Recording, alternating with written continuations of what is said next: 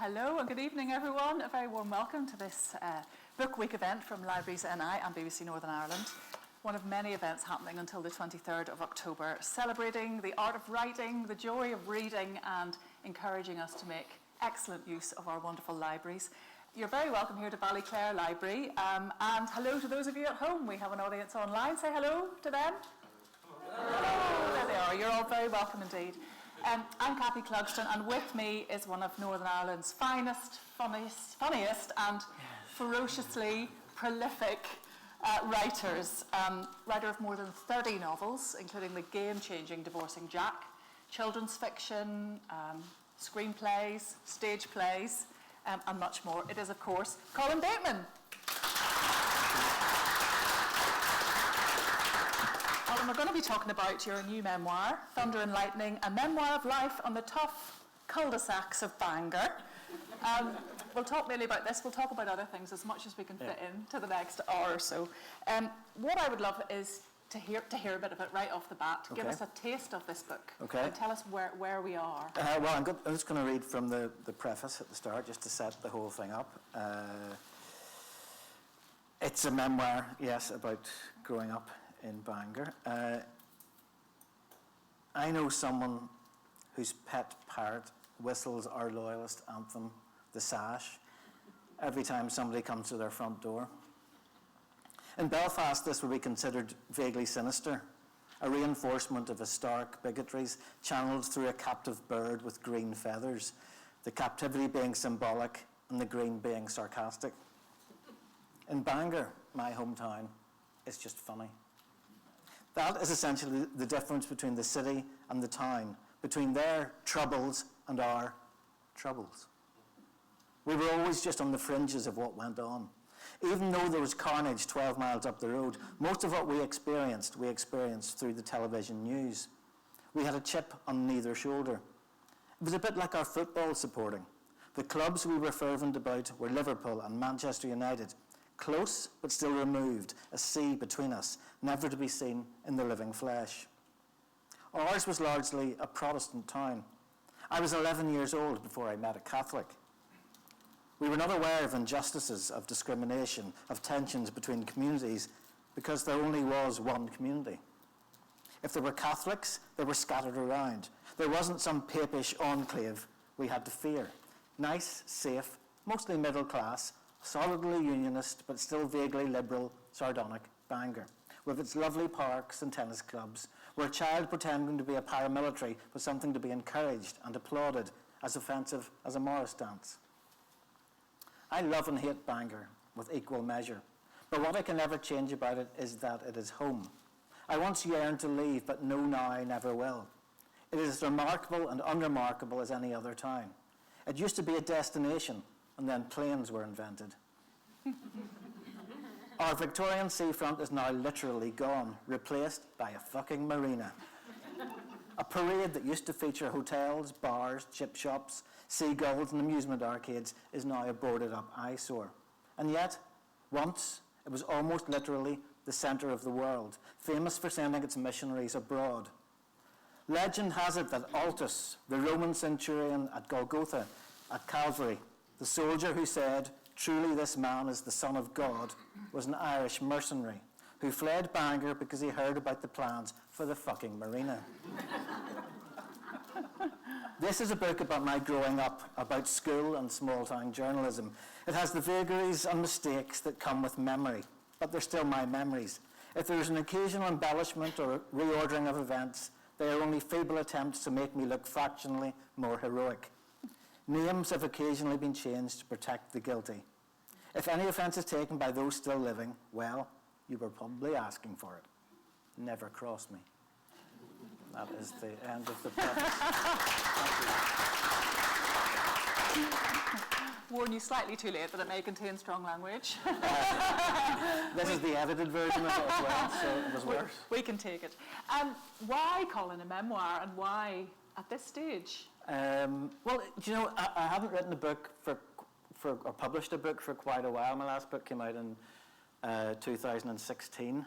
I got kind of caught up in doing a lot of film and TV work. And I also think, because I have written so many books, maybe I'd written myself out a little bit, and I need to do something different. And then, just by chance, I got asked, there's a festival in Bangor called the Open House Festival, and it's friends of mine who run it, and they were doing an event where they invited a number of writers to compose a 10-minute piece about something to do with Bangor. It had to be a factual piece. And they were just short of writers, and they phoned me up and said, listen, would you mind doing one for us? And I said, no, it's not really the sort of thing I do. But they kept at me, and I caved in. So I wrote this 10-minute piece about a memory I had when we staged our own version of the Olympic Games, where I lived in Wellington Park in Bangor. This is 1972. Yes, I'm that old, sadly. But I wrote it, and I quite enjoyed writing it, and I read it in front of quite a big crowd, along with 8 or 9 other authors, and it went down very well. And that probably was the seed of it. And then when COVID happened, and the television and film business shut down quite a lot, especially for writers, I went back to it, and I just thought, well, if I finish this little bit about when I was that age, that's that completes that part of the story, and that's basically what chapter 1 is. But I found that once I started, I just kept going. And I'm one of those people who says, I could never write a memoir because I can't remember anything. Exactly. But it was funny that just one thing led to something else, and then I went away and looked up, when did that actually happen? I looked up a date, and there was a fact there, and I thought, oh, yeah, I remember that, but I remember it slightly differently. And it just kept going like that. And how much were family and friends part of that? Were you able to consult anybody and say, is this what happened? No, do you remember? Do you know something? And I'll probably come to it later. Because I'm fascinated actually by memory and how people remember things, and it's not always the truth. It's your version of the truth. It's nearly always completely different to somebody who was with you. Yeah. If you give an example,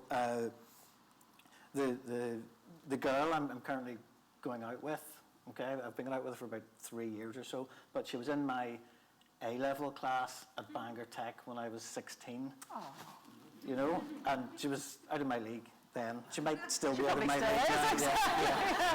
Yeah. Stop it. But about pre-COVID, immediately pre-COVID, about 3 years ago, I was in my local bar for a drink, just by chance. Now, I very rarely go there, and I was with my son having a pint, and I spotted this girl, across the room, and she was wearing this lovely red dress, and she looked very nice, and then I realised who it was, and she recognised me and came over and started to chat, and things progressed, and we became an item, and and 6 or 7 months further on, somebody asked, how did you meet? And I said, oh yeah, I spotted her across the room wearing this red dress. And she looked at me and she said, I don't have a red dress. Now, I'm 100% convinced she was wearing a red dress, and that's how it started, but she definitely does not have a red dress. Right, and then never did have. So it's the wrong girl, clearly. But I'll give you a sort of even, a bigger version of that, which is a few years ago, I did a film called The Journey, which is about the relationship between Ian Paisley and Martin McGuinness. And I wrote that, we all know who they are. And I did a lot of research before, I wrote the scripts, and I sat down, wrote it. We're very lucky to be able to raise the money to make the film. But we thought it would be a good idea before we started filming to go and say to the main participants, this is what we're doing. So Martin McGuinness, and now Ian Paisley had passed by this stage, so we went and saw his son. But it was me, the director, and the producer, and basically 3 prods from North Down went up to the bog side to meet Martin McGuinness in the Sinn Féin headquarters. And we were slightly conflicted about that, because even though the piece is wonderful and they achieved great things together, there's always that background, and you may all feel differently or have your own views on their various backgrounds. But Martin McGuinness was certainly involved in stuff So you feel sort of odd, you know, when he puts his hand out to shake your hand. What do you do? But you behave civilly, and he was very pleasant to us. We were never going to show him a script, but we just wanted to say we're making a film and just explain what we were up to, basically. But I was, of course, the film was about the first time Paisley and McGuinness met, and it was on a journey back from the peace talks from Scotland to Belfast. Obviously, they'd been in each other's, you know, circles over the years, but they had never spoken to each other because they're mortal enemies. But they had to get this flight back together from Scotland to Belfast. And this director thought, I had the makings of a great movie. You know, where did this relationship start? But we couldn't set it in a plane because it was like a 20-minute flight. So we set it in a taxi going to the airport. But I wanted to know from both of them, you know, what actually happened. Because I'd written my version of it. So I said to Martin McGuinness, you know, can you tell me what happened the first time, this historic first time you spoke to Mr. Paisley? And he said, no, nothing really happened. You said hello. I was just, you know, yeah. Next day, we went and met Ian Paisley Jr. And I said the same thing to him, you know, because he was on the flight. And I said the same thing, you know, what happened the first time your dad met Martin McGuinness? And he said, oh, they got on like a house on fire, they were telling jokes, they were laughing. So two completely different memories of what happened. And so where's the truth? So who's to say my version of it isn't right? Exactly. So, you know, that's, I just think it's fascinating. People, you know, how is history written? You know, so, and I think so many people have stories, they tell each other, and they pass down to their sons or daughters, but gradually they disappear. But to be able to put it down in a book, which hopefully won't disappear, at least for a few years, I quite enjoy that. Yes, it's lovely. Talking of the journey, well, I wanted to read, you've got some beautiful blurbs, you know, people who contribute to the blurb at the front of the book. You've got James Nesbitt, Ian Rankin, one here from Liam Neeson, who says, he writes with such truth and deceptive simplicity, always with a smattering of good old Ulster humour. And on it goes, quite a long blurb there from Liam Neeson. He is slightly connected to the journey. Yeah, originally, when I wrote the film, Liam Neeson was going to play Ian Paisley. Let's just think about that for a moment. And it very nearly happened, and I actually flew out to New York with the director, and we went to Liam Neeson's grotty bedsit in New York. No, it was this huge apartment in Central Park West. It was just, but I'd watched Taken 3 on the plane on the way over. So I was expecting to meet this action hero coming in, and he walked in, and I thought, my God, there's something seriously wrong with this man. He was like a skeleton. He walked in, I was going, my God, you know, they've kept this secret very well.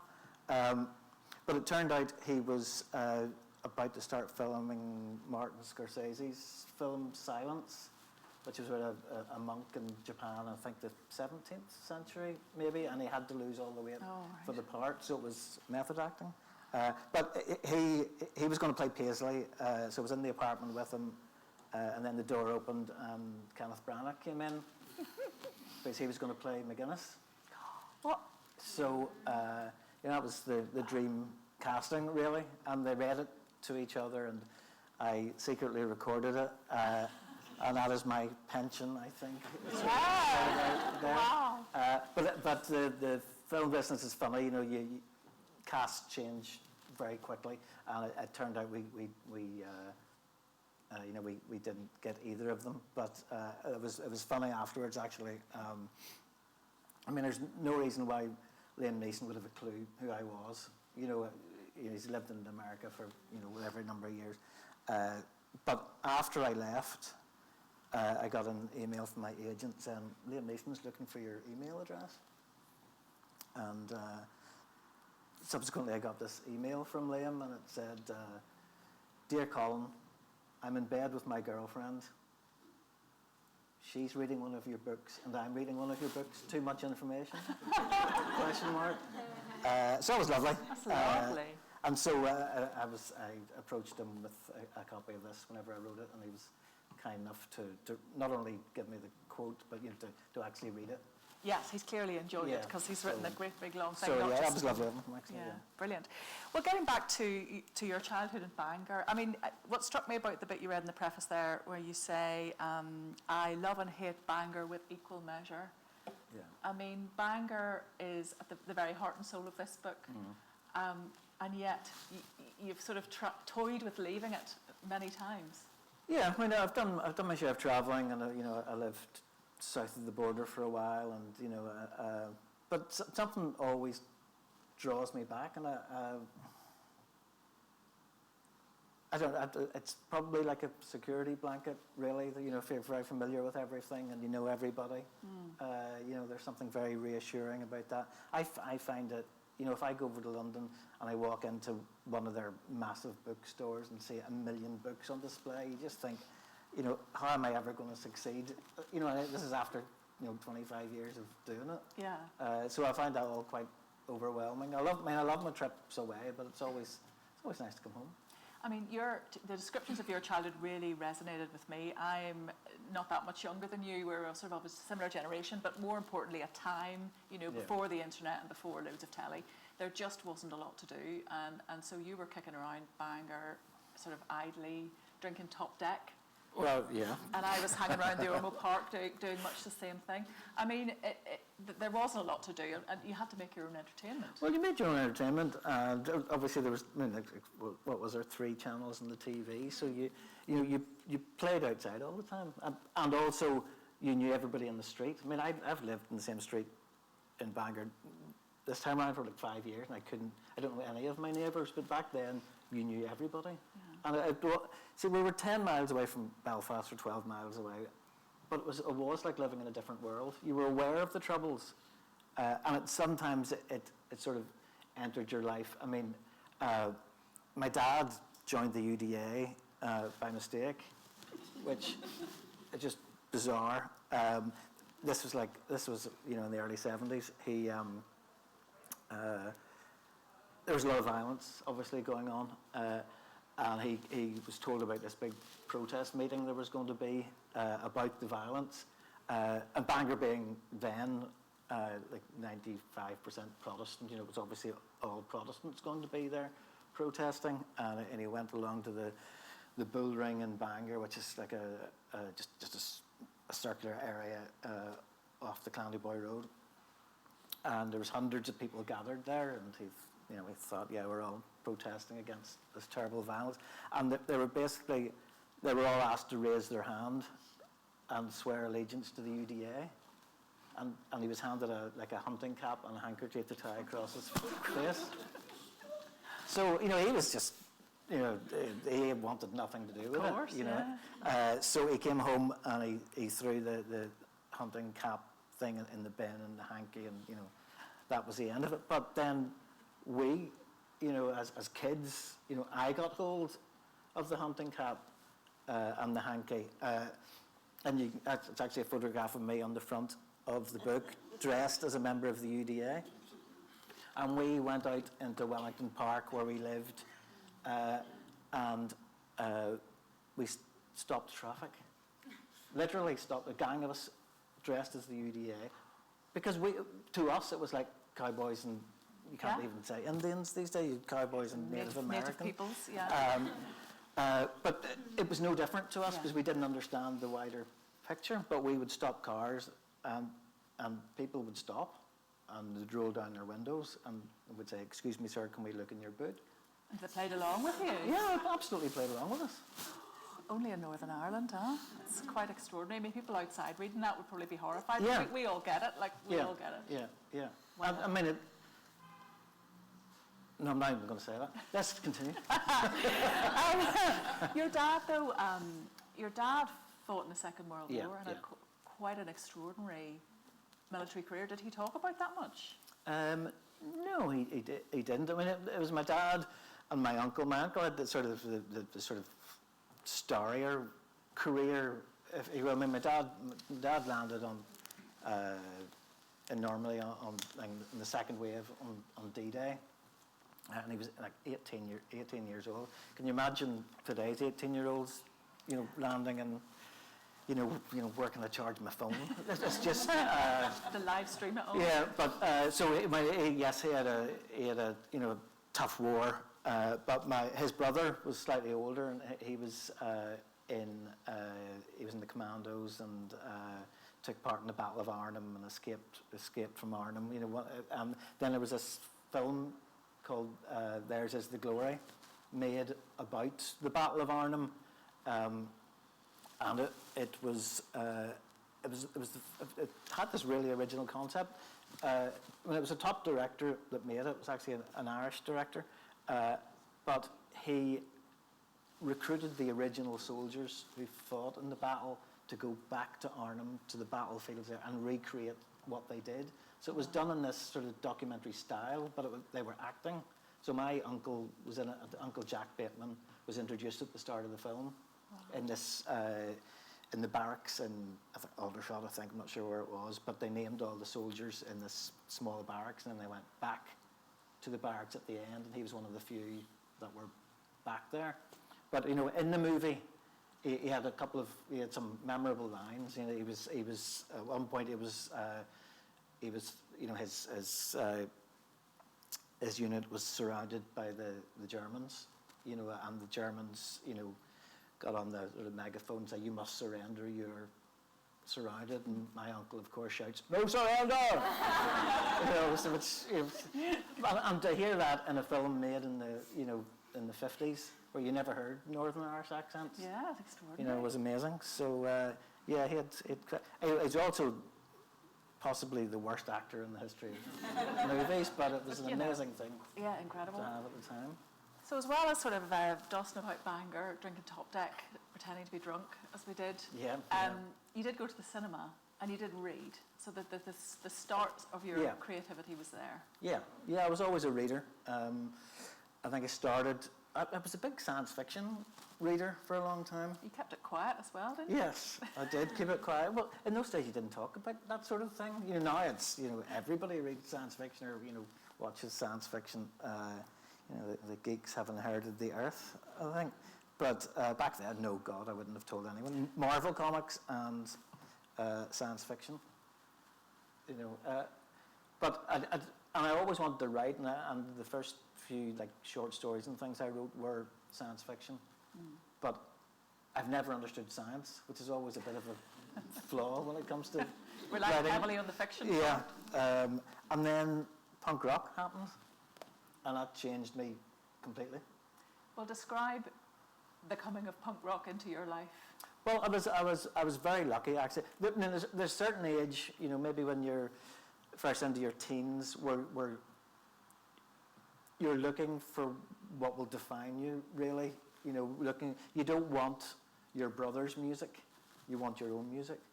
And I certainly didn't want Queen and Slade and stuff like that. But I was desperately looking for something of my own. And by really good fortune, in my class at Bangor Grammar School, there was a guy, a boy called Gavin Martin, and he lived a couple of hundred yards from where I lived in Wellington. And he was really into his music, really into it. And he discovered all about punk rock and the first punk bands coming out of America, and then about the Sex Pistols and the Clash. And he was able to keep us all completely up to date on everything. And he launched the fanzine Alternative Ulster, where Stiff Little Fingers took their song from that title. And he went on to become top reporter on the New Musical Express, which was the Bible at that time. But just the excitement of punk rock, it was so totally different. There was so much anarchy to it, which really suited Northern Ireland, where there was a lot of anarchy taking place. But again, it was a contradiction, because life wasn't too tough in Bangor. What were you rebelling against? There wasn't too much going on, and and because we were nice Bangor grammar school kids, and I say in the book, I would have had my hair spiked, but Mummy wouldn't let me. So yeah, it was that sort of rebelliousness. There was a little bit. None of us had loads of money. You know, it wasn't like we were rich kids, but we were at Bangor Grammar. I mean, I remember there was one boy in our class. You know, whenever punk rock started, you know, the singles would come out maybe one a month or something like that. It was a slow burn, and then suddenly, as it really took off, there were loads of records coming out, and we couldn't keep up. We couldn't afford. But there was one boy in our group who could afford, and every time somebody mentioned the latest band, the next day he had the single. You know, and we were jealous of him. And I remember we got together and started to enthuse about this amazing new singer that had come out. Had a new single, a new album coming out. We were all saying how great he was, and of course he immediately went out and bought the album, and came in the next day very puzzled because he'd bought an album by this beardy folk singer called Roger Whittaker. You know, but. Oh. Did you, I mean, yeah, I was at Methody, another grammar school, and it was always kind of small acts of defiance. So you couldn't get away with being too outrageous in your fashion, but you did little things to try and show that you were one of the tribe. Yeah, I think that's certainly a Bangor Grammar. I mean, you go into somewhere like Bangor Grammar, which is very old, very traditional. I can say old school, but yeah, it's you know, so the teachers wore those big cloaks when they walked about. Yeah. You know, and at first when you go there, you think, oh my God, that's really scary. And then as you become a teenager, you just go. And the thing is, they would sweep down the corridor, and we would all just spit on the back of their cloaks. You know, and spitting was a very punk thing, Indeed. but it was also like a, you know, who can, you know, dare you to do the worst you can, but just people. Well, we used to call it grotting. I don't know if that's a widespread expression, but it's disgusting. But it was just, you know, punk's not dead. Yes, forever spitting on the vice principal. So you were writing short stories. Were you showing them to anybody at this stage at school? Oh no, I never or showed. even, you know, were teachers encouraging at this point? No, I didn't really enjoy Bangor Grammar School at all. And of course, I mean, I was very quiet, and writing wasn't really something you talked about. So no, I didn't show anyone at all. I was typing away at home. My parents got me a typewriter for Christmas, and I remember it was like a Chad Valley typewriter, so it just didn't work. It just big splodgy, and I complained terribly about that, and they eventually got me my own sort of manual typewriter, so I was hammering away at home writing these science fiction epics. But there was never any expectation of being published. You know, that was like proper smart grown-ups did that. You know, so I never, I mean, even writing the first novel eventually, there was never any expectation of it being published, you know. And I think that is also, it's not only a me thing, it's also then, it was also like a Northern Irish thing where we're not good enough, we wouldn't know how to do that. There wasn't a lot of precedent, really. Yeah, and I wasn't aware of any Northern Irish writers. You know, I was aware of George Best and Hurricane Higgins and Van Morrison. Mary Peters. Yeah. So, you know, I had no real aspirations. Well, let's talk about how that came to pass then, because from school, you left school quite young, you didn't go into third level education. No. Was there any inkling that you might, or did you want to? Or? No. In fact, nobody in my family's ever gone to university. No, well, the way I worked out was my dad was very aware that I loved writing, and he was trying to work out a way for me to be able to somehow make a career out of that. So he contacted the local paper, the County Down Spectator, and the editor there was a woman called Annie Roycroft, and she was one of the very few female editors in Ireland or the UK at that time. And he came home, he spoke to her, and he came home and said to me, this nice lady is going to tell you a little bit about what it's like being a journalist on a local paper. I went, yeah, you know. 16-year-old boy. Well, do you know, I must have been 14, probably. 14? Yeah. Oh, wow. Because I went in, and she sat me down and said, like, I'd like you to write 300 words on why you want to be a journalist.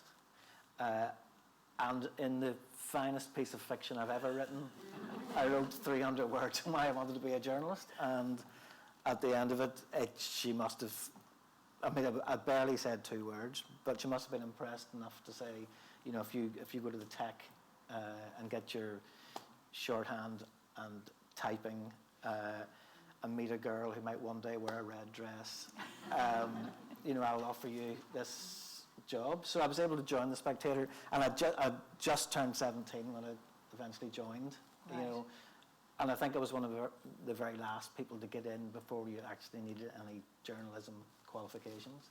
But it meant I started really, really young. Yeah.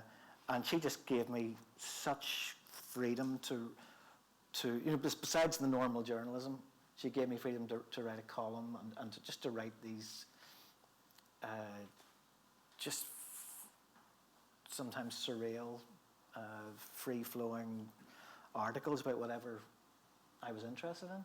And I've seen very few papers, you know, daily or weekly that give someone that freedom.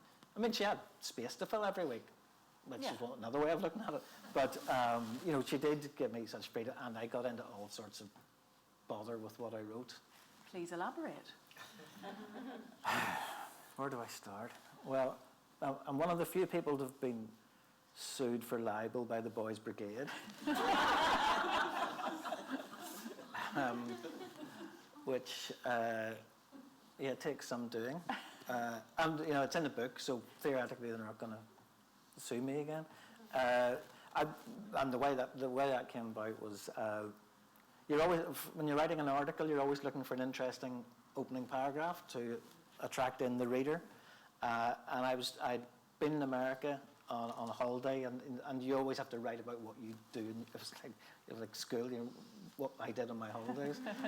So I was writing this travel piece about having been in America, and I was looking for an intro to it.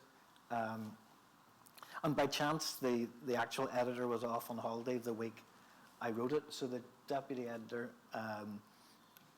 Chris Capper, who you know, was in charge that week, but maybe not as experienced as he would become. And I wrote this first paragraph, which said, I'm just back from America, where I've been buying guns for the Boys Brigade. They're going to have paramilitary coffee mornings with an Armalite in one hand and a pack of Jaffa cakes in the other, which I thought was quite funny. The Boys Brigade, being the paramilitary wing of the Presbyterian Church, did not find it funny at all. They were not amused. They were not amused, and quite rightly. I don't know why they let me get away with this stuff, but the day after it went in, our switchboard lit up. Lawyers were in touch. You know, hundreds of parents saying, "My little Jimmy's going to be killed because you wrote this about the BP," and yeah, it was an interesting few weeks. You also had a bit of a run-in with the Kilcooley strollers. Well, yeah, I mean, I don't know if anyone knows Kilcooley in Bangor, but it's a big housing estate. It was built in the sort of late 60s, early 70s, but it was really to get a lot of the people out of troubled areas in Belfast came down. But sometimes when you move people from troubled areas, you move the trouble with them. So there was a lot of paramilitary activity in Kilcooley. So there was the UVF and the UDA, and you know, the Red Hand Commando, and the Kilcooley Strollers, who were a sort of dance troupe of mainly pre-teenage girls who would dance up and down the stage terribly. And the thing about a local paper is also you get sent to review every show. And being very young, I didn't realize I was working for a local paper. I thought I was working for the Times or somewhere. So, you know, I would let fire. So I did a scathing review on the Kilcooley Strollers. Not thinking for one moment the impact it would have, because a lot of their parents were in the UDA and the UVF, so that was another switchboard lights up, and I had to wear a big hat for a long time. Well, I was going to say that you did said about being in Bangor, where everybody knows your name, like in Cheers. I mean, did you ever feel unsafe after things you had written or events you had covered? No, never really felt unsafe at all. I mean, actually, it was nice because I was quite quiet and quite shy. It meant people were coming up to me, and generally people come up to you to say nice things. If they're thinking bad things, they don't generally come and say it to your face.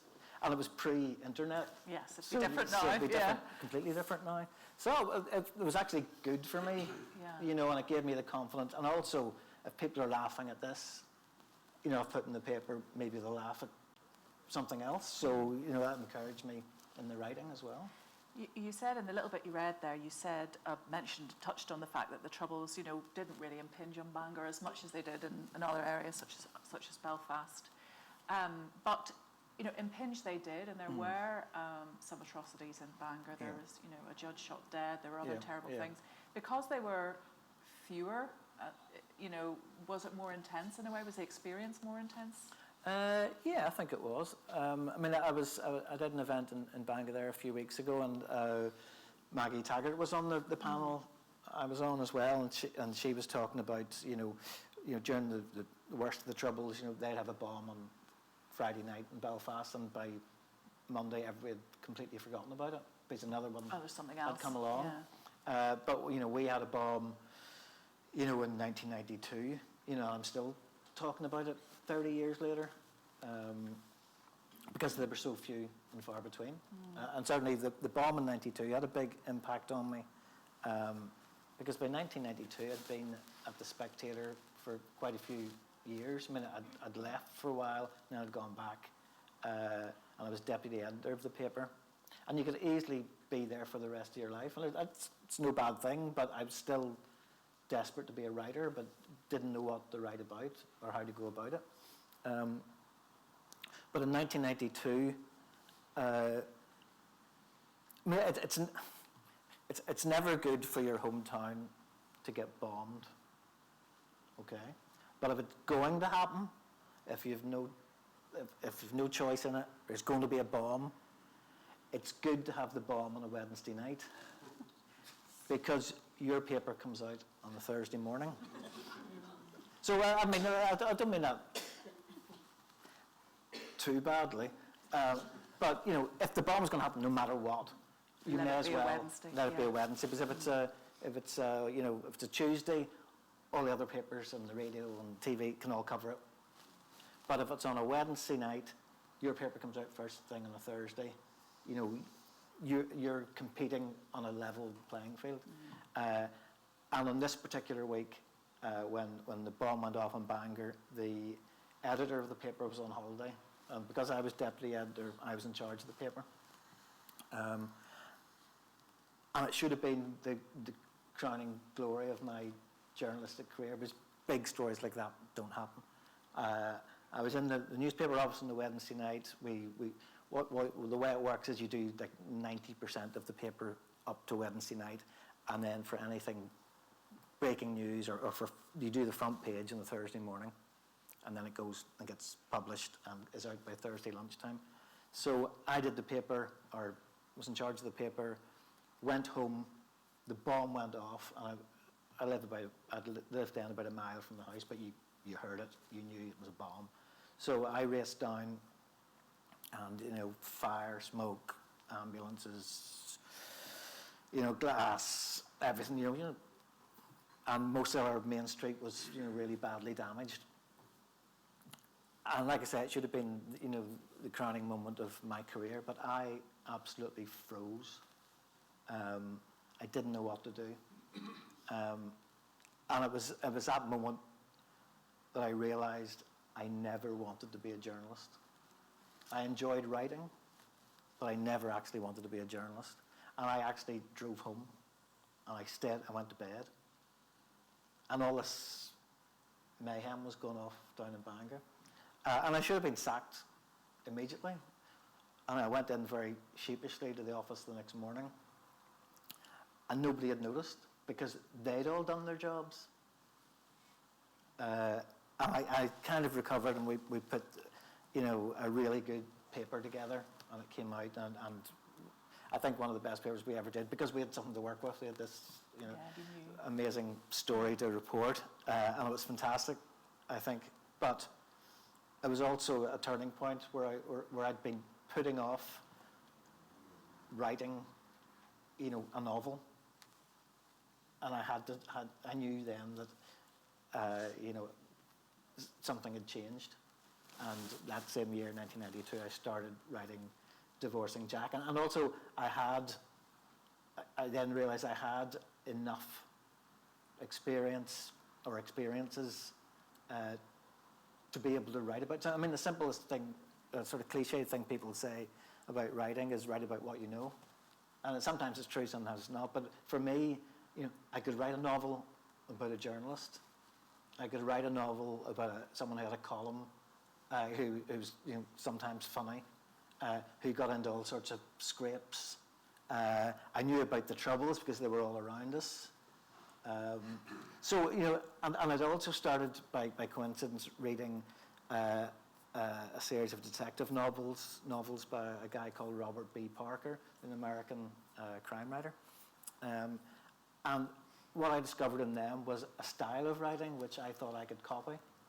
And he wrote, quite short sentences. There wasn't huge amounts of description. I'd always found description really hard.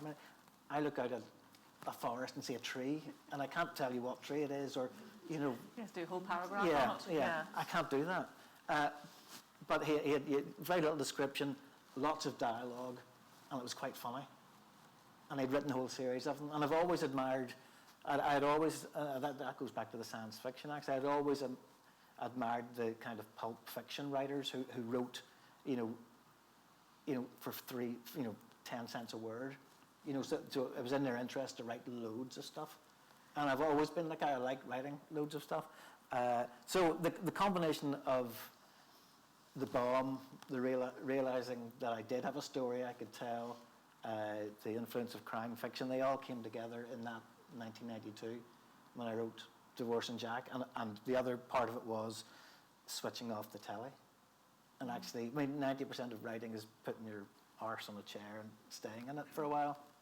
Instead of, it's like, when you're at school, you spend, and your exams are coming up, you spend 90% of your time designing your revision timetable. So it was that, I dreamt about being a writer, but I wasn't actually writing, so it was sitting down and doing it. Yeah. And it still took like 3 years to find a publisher once it was finished, but I'd got to the end of something, and I've great admiration for anyone, who gets to the end of a novel, but it's hard to do. Before we leave the memoir, because we want to talk more about what happened after Divorcing Jack, the memoir leaves us at you coming up with the idea for Divorcing Jack. Yeah. Before we leave the memoir behind, is there another section you could read for us? There may be strong language. I don't think there is in this bit. Let's see, where was it?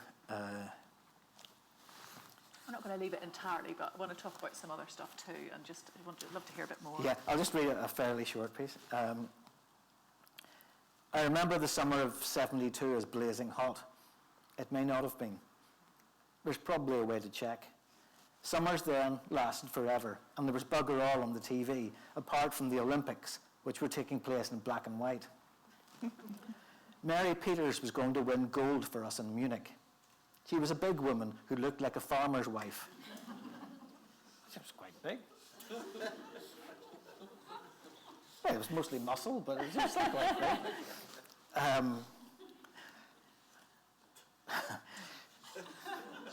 She didn't break off like that. Anyway, she was a big woman who looked like a... Just repeat it. That's Dame Mary you're talking about. If she's here tonight, I would like to... with apologies to lovely Dame Mary. She was a big...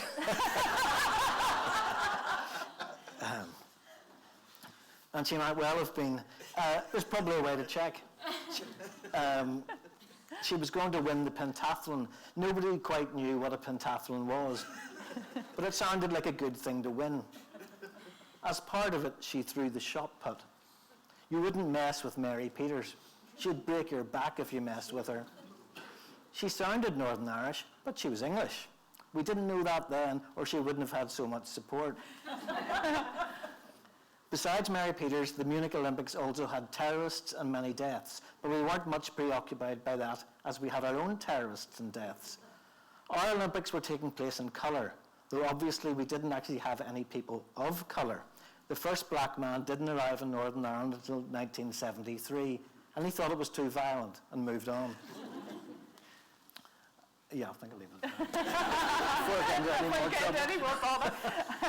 And there's, just before, when you were talking before, you were quite revealing about yourself, you know, and the fact that you had run away and hid basically at this very, very important moment. And you reveal a lot about yourself in the memoir, but in a very sort of light way. Was that difficult? You talk about your mum and dad, you talk about their deaths. Well, how do you feel about that? I think if you're writing a memoir, you need to be honest.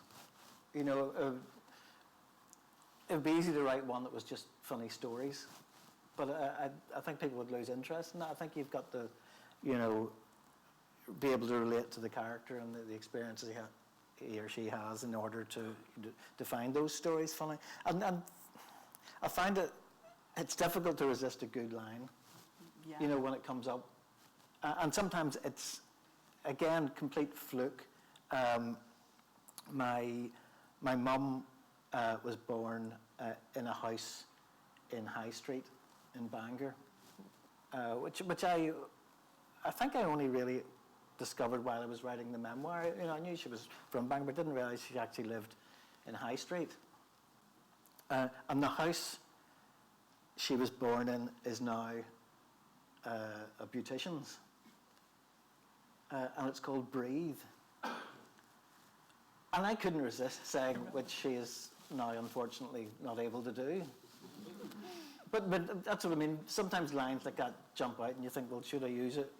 Am I being disrespectful? You know, but I think she would have appreciated it. It's one of those, when I read it in the book, you sort of go, oh, he's actually said that. But I mean, that's what's, you know, it's very strong and it's striking. And when you do strike a real emotional tone, it's all the more impactful for that. Yeah. And of course, because I'm writing about family, you know, it's you know, they're going to be, you know, those of them who are still around are going to be sensitive to what I write. My brother's with me here tonight, and there's quite a bit about my brother in there. Or Boker, as we well, my brother's, he's hiding his head now.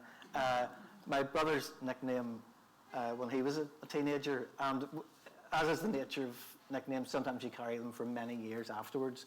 He was known as Boker Bateman, because when he went out drinking as a teenager, he would quite often boke.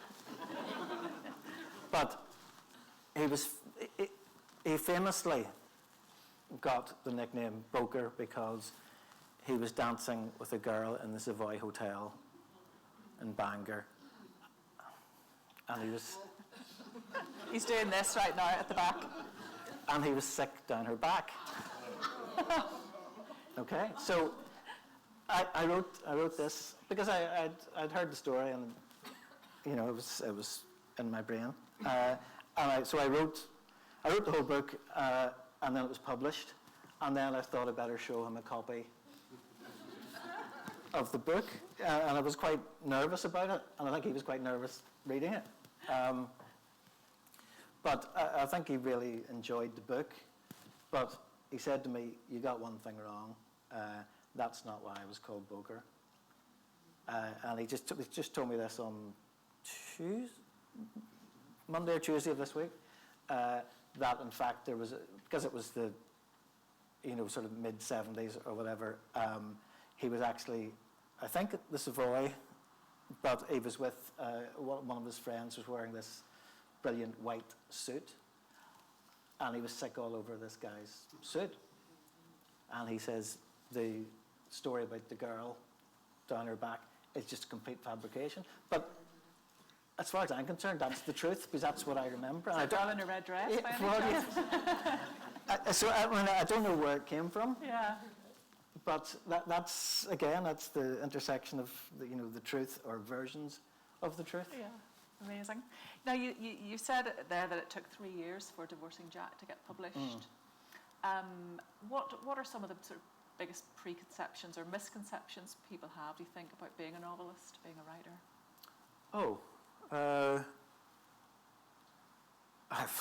I don't know.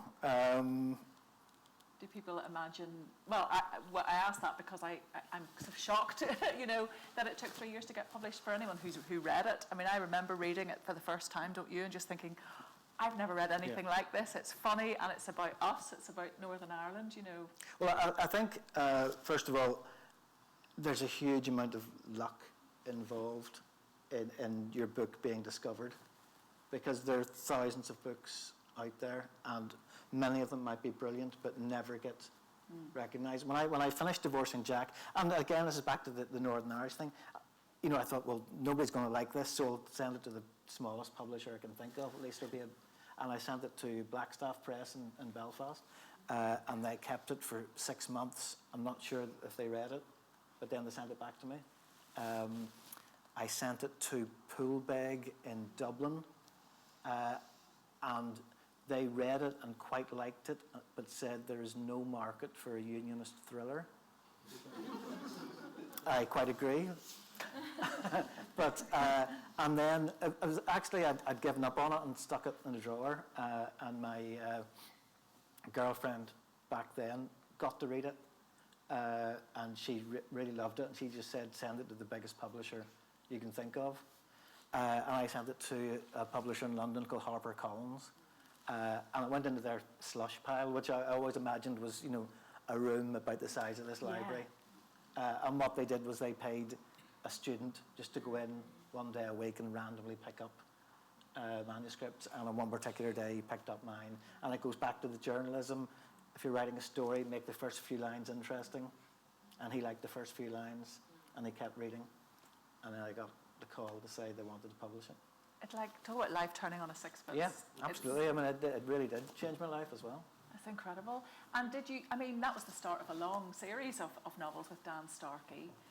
Did you know when once it was published and people started to react to it, did you think, oh, I'm onto something here? Yeah, because it goes back to that crime novelist, Robert B. Park, and the pulp fiction writers. They wrote loads of books. And because, you're a journalist, you're used to writing a lot of stories. You write a story, nobody comes and pats you on the head and says, oh, you must be exhausted, take a week off. You go on to the next story. Yeah, you're churning them So I had that, attitude to it right from the start. But certainly, to be able to start with a book like Divorcing Jack, which did have a big impact, and it still has an impact. It's like came out in '95, so we're getting on towards, 30 years since it came out. Obviously, I was very, very young when I wrote it. But it just things connected to it just keep happening. I think I've said to you before, the first version of Divorcing Jack had a very distinctive cover on it. It was bright red, and it had a nun with a gun. There it is. Yeah, and the Jack Russell. And a Jack Russell under her arm. And, the cover became almost as famous as the book. And I know whenever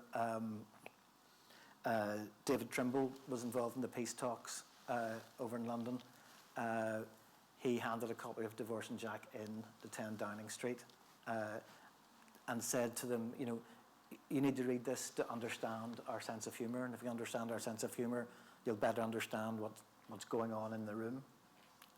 Which was... It's extraordinary. And a lot of these things didn't find out till a long time later. And then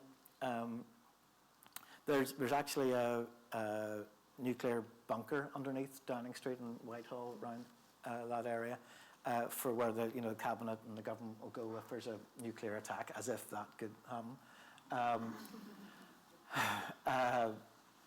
But it's meant to be quite secret, but it's not totally secret. But what they did was they sent a photographer down or this magazine got permission to send a photographer down to show, to take photographs to show the public what life would be like for the government if there was a nuclear war. And he photographed really quite Spartan conditions under there. But there was a bookshelf, and there were 6 books on it. And one of them was Divorcing Jack. And it must have been that copy that was handed in. Yeah. So to think that, cockroaches in my book will survive. Nuclear apocalypse. Yeah. And then, if you fast forward another number of years, I was reading the Times one Saturday morning, and I saw my cover, that cover on page 3 of the Times. And my first reaction was, what have I done? What have I been caught doing?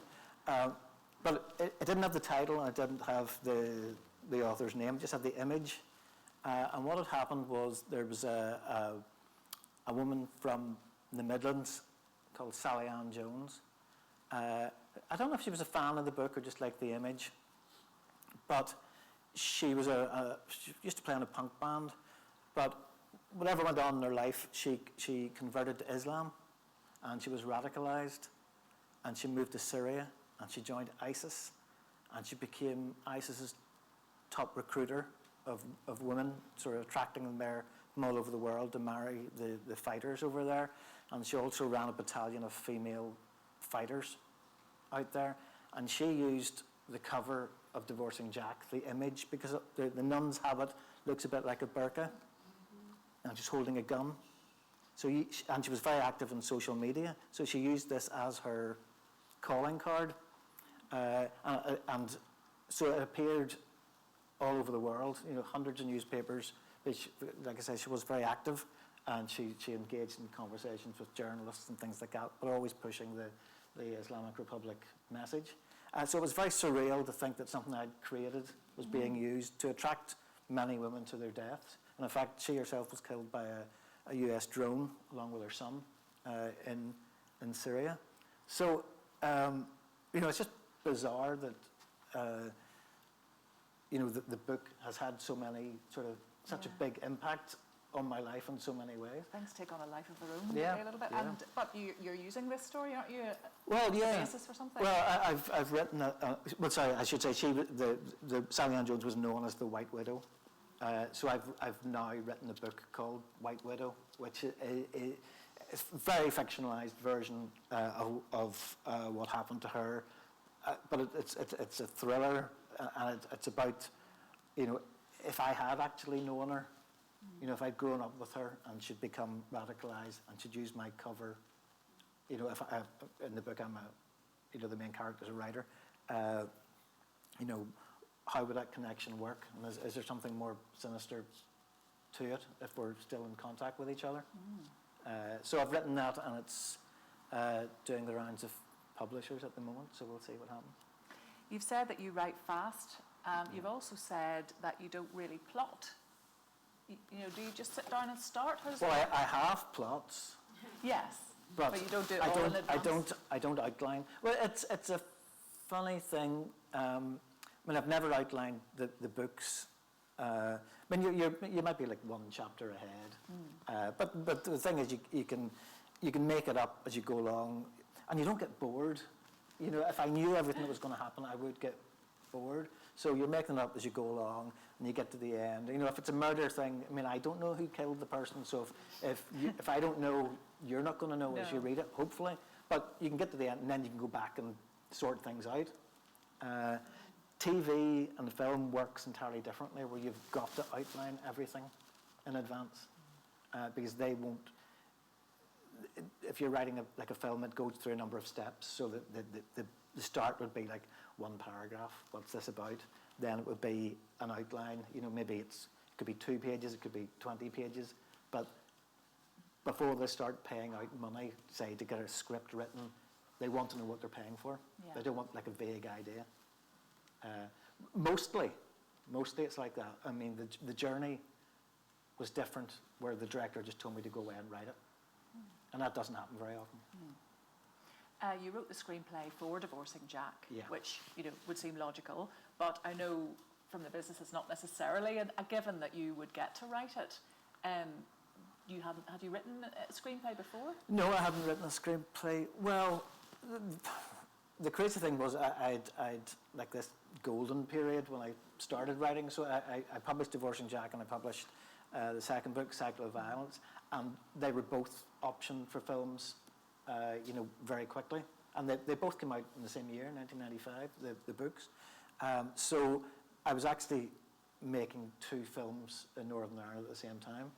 And very few films had been made here. There'd been lots of films made about Northern Ireland, but they were generally like shot in Manchester or Liverpool or somewhere because it was considered safer to do it there. So I found myself in 1997, I think it was, with 2 films filming at more or less the same time.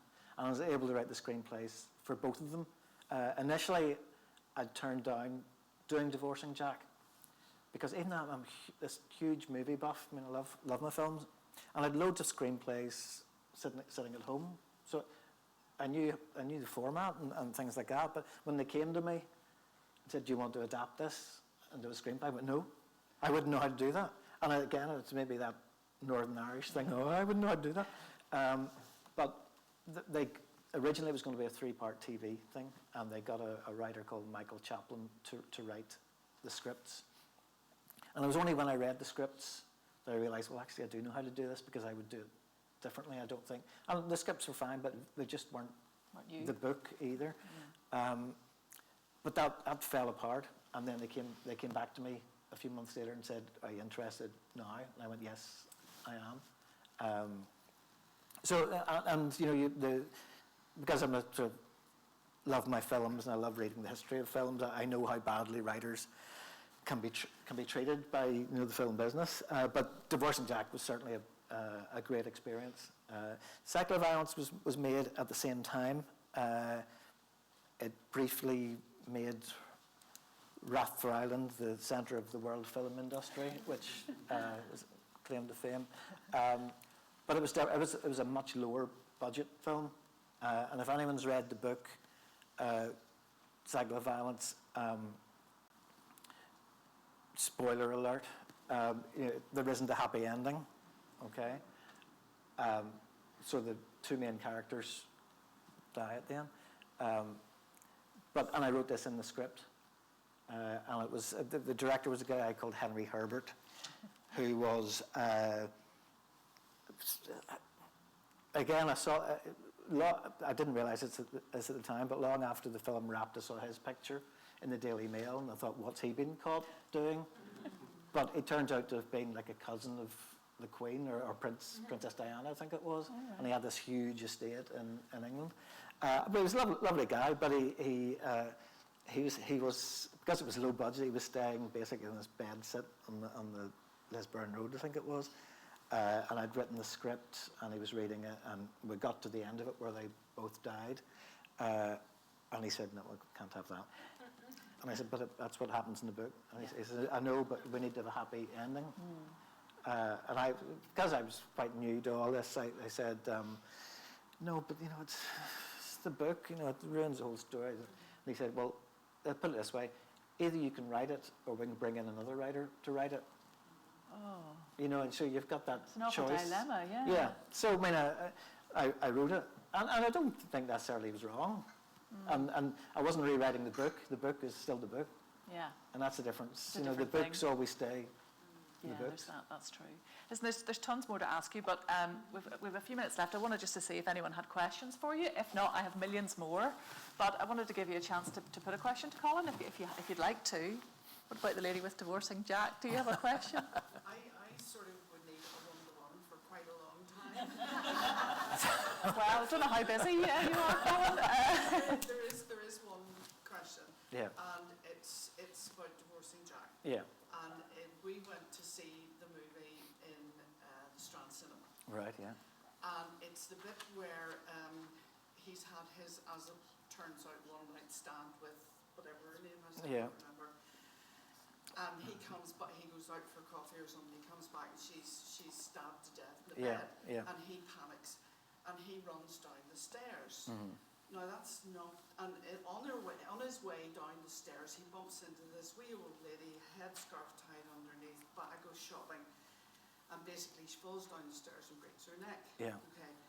I started laughing in the Strand Cinema, and I went on, and I could not stop. I could not stop, to the point where my husband was saying, okay, that's enough, you have to stop now.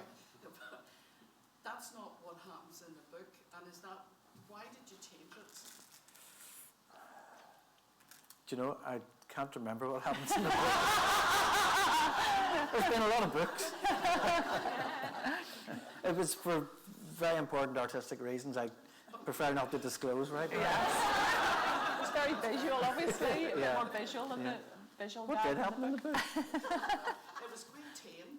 Was it? The book version's quite tame. Right, okay. You need to go home and read. Well, luckily I wrote the screenplay, so I can claim ownership of that. But no, I seriously No, can't I'd say remember. it's quite comforting to know Yeah. that you wrote the screenplay, because, Yeah. you know, to find such a major difference, you know, so I thought, That wasn't imposed on me anyway. I think it must have been done for some reason. you must have thought it was a better way to go. Yeah. at the Yeah. time. Yeah. The office that you wrote home. Exactly. Downstairs. Any other questions? Do you write, oh sorry, Let's have the lady there. Yeah. do you write straight away, or do you write it and then rewrite it? Well, there's always rewriting that goes on, but I think because I was a journalist and I was a sub-editor on the newspaper, I'm used to editing things and making them better, and then you move on to a different story. So essentially the books that I deliver are first drafts. So there aren't like 24 versions of the book, but that's because I've edited as I go along. Yeah. And that's one of the reasons why I'm quite quick at doing it. There aren't lots of drafts sitting around the house. Yeah. There was a man's voice piped up. Oh, was it you, sir? Sorry. Is Dan finished, as far as you're concerned? Good question. No, Dan's not finished. There's another book written. I don't know if you don't follow me on Facebook, do you, by any chance? Not no, on you're not. Facebook. Well, you'll kick yourself now. Then.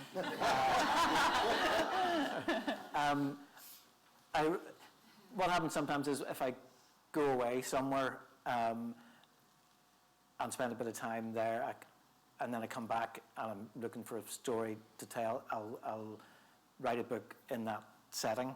And a few years ago, I was out in Los Angeles doing some work, and I'd been there for a week or two. So when I came back, I thought that's a good setting for a Dan Starkey book. So I came up with this idea for a book which is called Bone Games, and it's basically about an Irish actress who has a bit part it's basically Game of Thrones, but it's you know, it's like a fantasy thing shot here, and goes to LA to try and become a star, but disappears, and Dan Starkey goes out to is asked to go out to LA and look for her. So he has this whole adventure around Los Angeles, and I wrote that, and then I mean my last novel came out in 2016, but and they say a week's a long time in politics, and publishing terms, it's a long time to wait. So I don't currently have a publisher. So I had this book sitting at home. It's before I wrote White Widow. So an entire novel, Dan Starkey novel. So during COVID, what I did was I serialized the book on Facebook, and I published a chapter every day for a month. Just for free, and it seemed to go down quite well.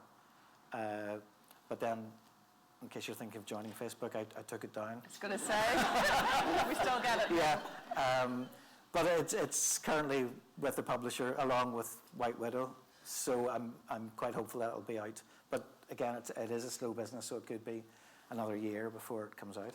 So yeah, he will go on. I don't get tired of doing them, because I love doing them, but yeah, sometimes you just good to have a break between things. I know that you're working on a number of things. Again, this is the incredible thing to me, that you're able to keep all these different projects on the go. You're writing something about Fidel Castro? Yeah, I mean, I've written you should understand when you work in TV and film that 99% of what you write is never going to get made. And that's the frustrating part of it. So when I wrote The Journey, pre The Journey, I was kind of put in this box, which was comedy crime. And you don't get offered anything else outside of that box. And the director of The Journey, in fact, the director of The Journey contacted my agent and said, you know, he needed a writer for this idea he had about Paisley and McGuinness. It was just like a one-line idea. My agent contacted me and said, you know, dear Colin, this Hollywood director wants to make a movie about Paisley and McGuinness. We think you'd be perfect for it. Are you interested? But she'd forgot to delete the history of emails underneath. And she'd offered it to every other writer. I've had that too. It's awful. And not in Hollywood. I mean, but, she was mortified whenever she discovered. But I mean, I said yes, and it turned out to be a director I'd met 17 years before, and he knew my stuff, and we were able to write it. And I've forgotten what the question was originally. No, it was, I have too, but I loved all of that. It was it's such a fascinating insight into the way things work, isn't it? Because you kind of think, oh, you're Colin Bateman. I mean, you can just pretty much do what you want, but it's not going to work. It was Fidel Castro. Oh, yes. Yeah. So what The Journey, and then I did a movie called Driven about John DeLorean, which is on Sky if you need to look it up. And that kind of opened up the world of telling almost true stories. So I've done one about Fidel Castro. I've done one about the British spy, George Blake. I've 2 or 3 others in development, which are true stories. But I don't really like talking about them because the chances are they might never get made. Yeah, I know. It's just incredible. Which is what's great about having a book out, because nobody wants to go and meet a screenwriter, you know, but the books you get to meet. People have really missed doing this sort of thing. I mean, the book's only just out, really, but you know, people have read it and spoken to you about it. How have you found people respond to it? What do they say to you about it? Well, so far, there have been no legal implications. Mary Peters hasn't been on. No, that's the least of it, I'll tell you. But yeah, it's gone down very well, and it's actually, I live about 20 yards from the newsagents in Ballyhome and Bangor, and they're selling the book. So every time I go into the shop, there's a big pile of my book sitting there, which makes me feel good. But the guy behind the counter said to me, do you know, if I had a pound for everyone who came in and bought a copy of the book and said, do you know he lives around here? That's so nice. Do you think you'd be the writer you were today if you had not grown up in Bangor, if you'd grown up in the city? Or? No, I think I would have been entirely different. If I'd grown up in Belfast or in the sort of tougher areas of Belfast or Londonderry or somewhere, yeah, I think. But you didn't grow up with fear. You weren't intimidated. You know, there wasn't bombs going off all the time. And I imagine Ballyclare was something similar. You know, you're completely aware of everything that goes on, but it wasn't an everyday event in your town. Yeah. You know, and I think that does make the difference. Well, the book is an absolutely wonderful read, as I'm sure you all know. There are some already. copies available if anyone wants to buy it. Exactly. It's Thunder and Lightning, a memoir of life on the tough streets scored out, as you can see, cul-de-sacs of Bangor. It's really wry and funny, as you can imagine, but very insightful, and there's just loads in there that we haven't even touched on tonight. There's just heaps and heaps in it. So thank you so much for joining us, and thank you, Colin, for sharing your stories with us. My pleasure, thank you. And for working at the rate that you do. Please, everyone, thank Colin Bateman.